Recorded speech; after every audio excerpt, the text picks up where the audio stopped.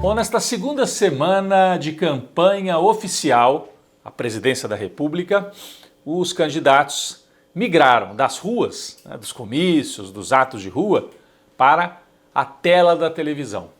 Televisão aberta mesmo, né? Então, aquela coisa tradicional, mas que fala com muita gente no Brasil. Os candidatos, o Bolsonaro, Ciro, Lula, Simone Tebet, foram entrevistados na bancada do Jornal Nacional. E aí a gente percebeu, principalmente os dois candidatos que estão na frente, né, Lula e Bolsonaro, um contraste muito grande.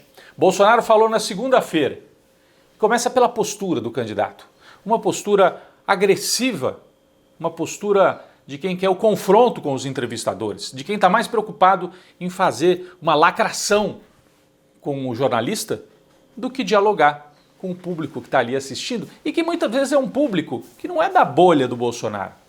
É o cidadão comum que está esperando para assistir a novela, está ali terminando de jantar em casa.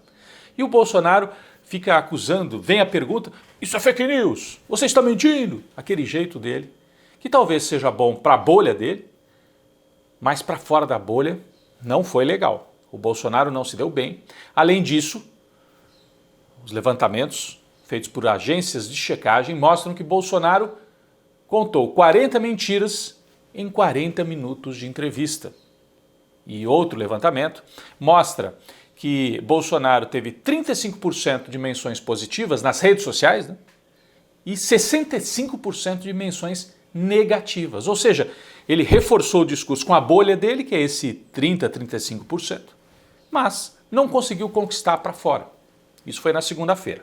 Depois veio o Ciro Gomes, uma audiência bem menor, e na minha impressão, o Ciro foi bem, não foi mal, assim, mas fala muito complicado, né? Não consegue se comunicar tanto com os eleitores. O grande show da semana foi a entrevista de Lula, na quinta-feira.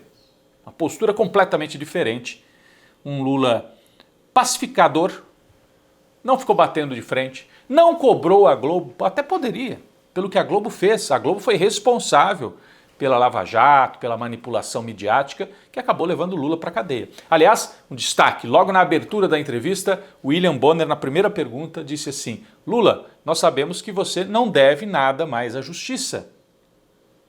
Aquilo foi uma espécie de pedido de desculpas ou de, olha, você está aqui para disputar e não tem o que explicar em relação às suas condenações. Mas fizeram as perguntas sobre corrupção, sobre economia, e o Lula se saiu muito, muito bem.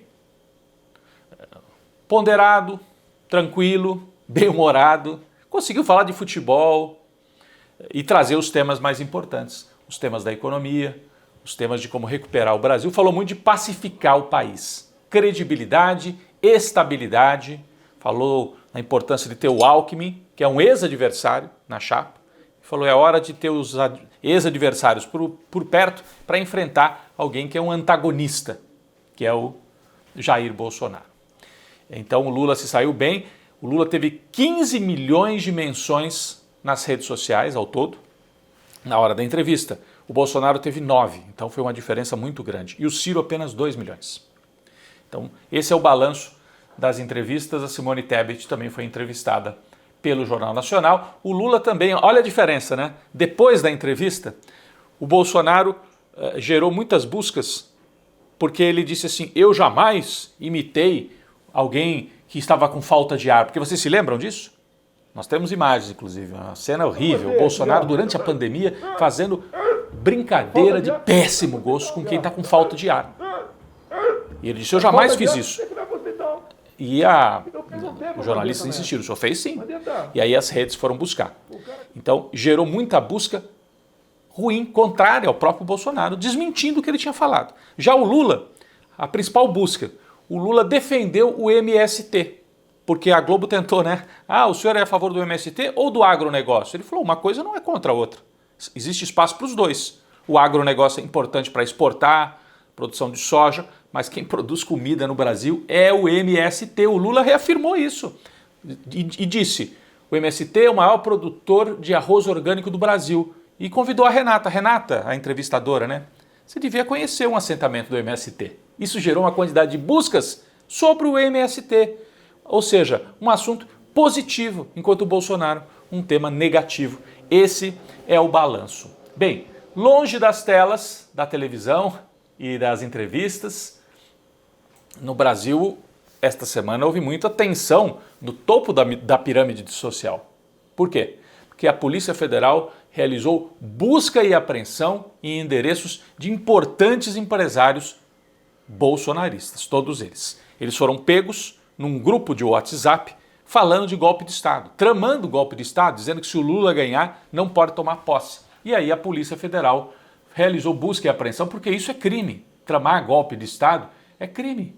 É que nem tramar um assalto a banco. A diferença é que num caso você está roubando o banco e no outro você está assaltando a democracia. São empresários conhecidos, a gente tem uma lista aqui com o nome de todos eles, eu acho importante dizer quem é que sofreu busca e apreensão. Luciano Hang, o velho da Havan, Afrânio Barreira Filho, Luiz André Tissot, Marco Aurélio Raimundo, José Isaac Pérez, Ivan Vrobel, José Cury e Meyer Nigri.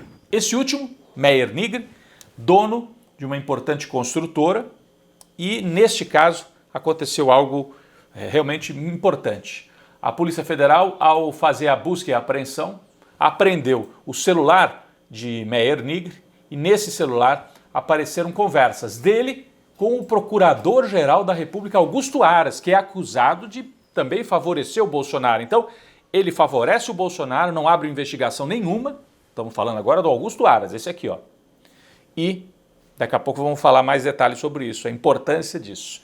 Mas ele aparece nessas conversas, ou pelo menos na conversa com um dos empresários. Bom, o Bolsonaro segue fazendo agitação, está atrás nas pesquisas, então quer fazer confusão. Está prometendo um 7 de setembro de agitação e de discurso golpista, com militares nas ruas e agora também com tratores. Está pedindo que a turma do agro, não a turma do agronegócio que é formada por empresários que querem só fazer o seu negócio, mas tem uma turma ali que é ideológica, bolsonarista, que é ditadura. Então está pedindo que essa turma coloque os tratores ao lado dos blindados em Brasília, para ficar com aquela aparência de força, de máquina, que aliás parece coisa de menino, né? Que precisa ficar mostrando, acelerando a moto. Não tem isso nos bairros aqui, nas vilas?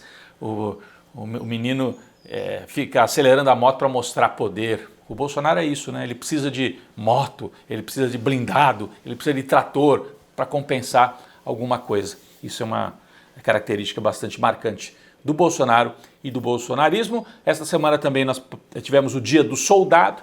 O comandante do Exército, ao lado de Bolsonaro, fez um discurso cheio de indiretas, mostrando que o Exército, infelizmente, está ao lado do Bolsonaro nessa marcha de ameaças golpistas. O país já mostrou que não aceita, temos aí uma frente democrática contra, mas os militares, pelo menos os comandos, hoje estão ao lado de Bolsonaro e nós vamos ter que enfrentar esta ameaça militar para garantir as eleições e para que um novo governo tome posse em 2023.